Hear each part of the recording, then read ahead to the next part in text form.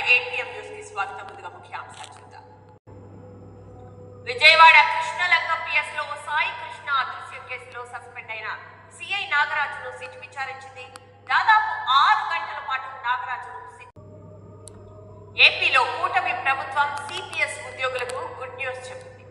Veteran family CPS contribution పై AP cabinet కీలక నిర్ణయం తీసుకుంది. ఉద్యోగుల గ్రాట్యుటీ మేరకు ఫ్యామిలీ పెన్షన్ మంజూరు. కూటమి ఐక్యతను మరింత బలోపేతం చేయాలని మంత్రులకు సూచించారు CM Chandrababu.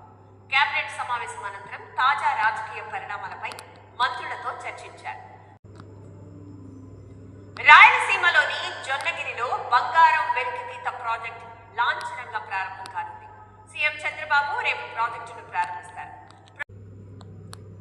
Hyderabad metro take over వివాదాలతో మొదలై సాఫీగా గమ్యం చేరుతోంది.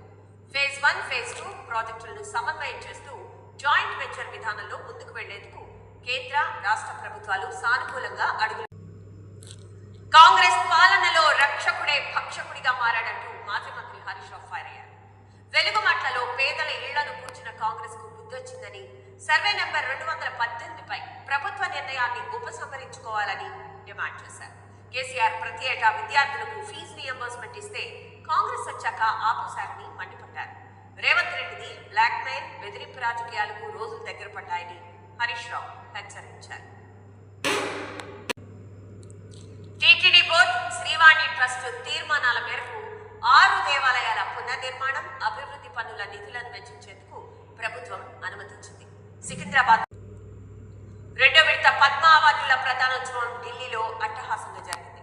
రాష్ట్రపతి ద్రౌపది ముర్ము ఈ అవార్డులను ప్రదానం చేశారు.